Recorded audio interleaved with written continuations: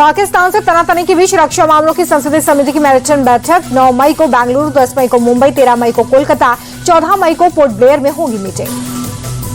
पाकिस्तान से युद्ध की आशंका के बीच केंद्र सरकार ने बुलाई बैठक। कल सुबह 11 बजे होगी बैठक। पीएम मोदी, अमित शाह, राजनाथ सिंह समेत कई मंत्री मौजूद रहेंगे।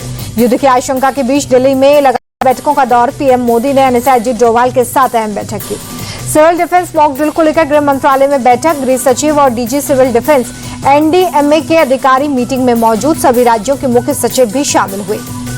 देश के 244 जिलों में 7 मई को होगी मॉक ड्रिल और रिहर्सल। एयर रेड और वॉर वार्निंग सायरन के दौरान तैयारियों की रिहर्सल करने का निर्देश। पाकिस्तान से युद्ध की आशंका तेज। श्रीनगर में डल झील पर एसडीआरएफ की टीम ने मॉक ड्रिल किया। जम्मू के एक स्कूल में छात्राओं को कराया गया मॉक ड्रिल। किसी भी स्थिति से निपटने के लिए दी गई ट्रेनिंग। बॉर्डर पर सांबा जिले के रामगढ़ गांव में लोगों को तैयारियों में जुटा देखा गया। खुद को सुरक्षित रखने के लिए बंकर्स कर रहे हैं तैयार। राजस्थान बॉर्डर एरिया में बनाए जा रहे मजबूत बंकर। बीएसएफ और सेना आम लोगों के लिए बना रही है बंकर। जैसलमेर में मॉक ड्रिल की तैयारियां तेज। जगह जगह हाथ से चलने वाले सायरन तैनात। कल के मॉक ड्रिल को लेकर गुजरात भी तैयार। राज्य के गृह मंत्री हर्ष सांघवी ने संबंधित विभागों के अधिकारियों के साथ की है मीटिंग। लखनऊ में पुलिस लाइन में जंग का सायरन बजा। कल होने वाले मॉक ड्रिल की प्रैक्टिस की गई।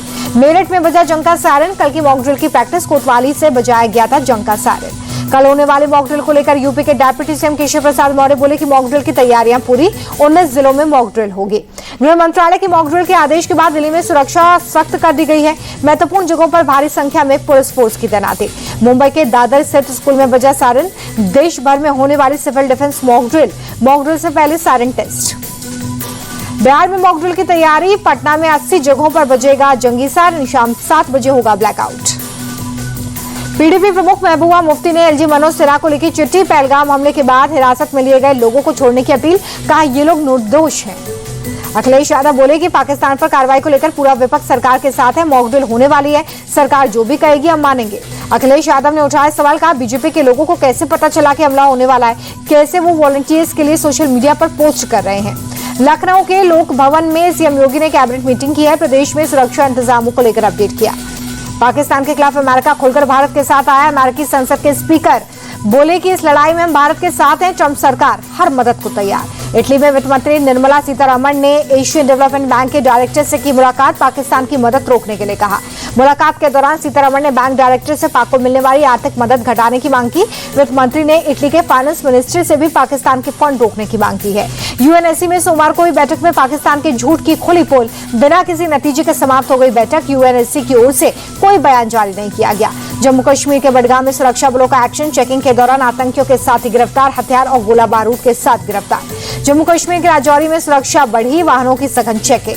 पहलगाम हमले को लेकर खड़गे का दावा। कहा हमले से 3 दिन पहले प्रधानमंत्री को मिली थी खुफिया रिपोर्ट। इंटेलिजेंस के अलर्ट के बाद भी प्रधानमंत्री ने कश्मीर का दौरा रद्द कर दिया।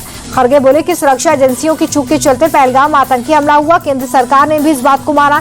सुरक्षा बलों को खुफिया रिपोर्ट क्यों नहीं दी गई?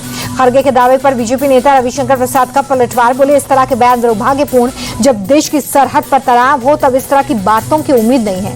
रविशंकर प्रसाद बोले कि एक तरफ कांग्रेस कहती है कि हम सरकार के साथ हैं, दूसरी तरफ जी कहते हैं कि प्रधानमंत्री को हमले की जानकारी थी, वो कश्मीर नहीं गए। कांग्रेस नेता राहुल गांधी करनाल पहुंचे। पहलगाम हमले में शहीद हुए नेवी के लेफ्टिनेंट विनय नरवाल की पत्नी और परिजनों से मुलाकात कर ढांढस बंधाया। श्रीनगर पहुंचे ओवैसी ने पाकिस्तान को करारा जवाब देने की मांग की। कहा हमने सर्वदलीय बैठक में यही मांग की थी। श्रीनगर में ओवैसी बोले कि पहलगाम हमले का सबसे बड़ा नुकसान कश्मीर के लोगों को हो रहा है क्योंकि यहां से पर्यटक चले गए हैं। अग्निवीरों को लेकर हरियाणा सरकार का बड़ा फैसला। शहीद अग्निवीरों के परिजनों को मिलेगा 1 करोड़ का मुआवजा।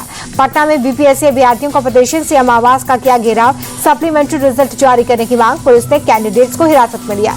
प्रदर्शनकारी छात्रों पर पुलिस ने लाठीचार्ज किया। पिछले 4 महीने से प्रदर्शन कर रहे छात्र। इससे पहले शिक्षा मंत्री के आवास का घेराव किया था। पटना में बीपीएससी अभ्यर्थियों पर लाठीचार्ज को लेकर तेजस्वी यादव बोले कि युवाओं के साथ अन्याय और अत्याचार करना नीतीश और बीजेपी सरकार का शौक है। राजधानी में प्रदूषण कम करने के लिए सीएम रेखा गुप्ता ने की मीटिंग। पानी की छिड़काव और जरूरत पड़ने पर कृत्रिम बारिश कराने पर मोहर। ओडिशा के बालासोर में यात्रियों से भरी हुई बस नाले में गिरी। नुनिया जोड़ी ब्रिज के पास दूसरी दिशा से आ रहे ट्रैक्टर से टक्कर हुई। बस के अनियंत्रित होकर नाले में गिरने से 25 यात्री जख्मी। स्थानीय लोगों ने फायर डिपार्टमेंट और ओडिशा रैपिड एक्शन फोर्स के साथ मिलकर रेस्क्यू किया। गिरावट के साथ बंद हो गया शेयर बाजार। सेंसेक्स 155 अंक और निफ्टी 81 अंक लुढ़का। अमेरिकी डॉलर के मुकाबले 13 पैसे टूटा, रुपया 84 रुपए 43 पैसे पर बंद हुआ।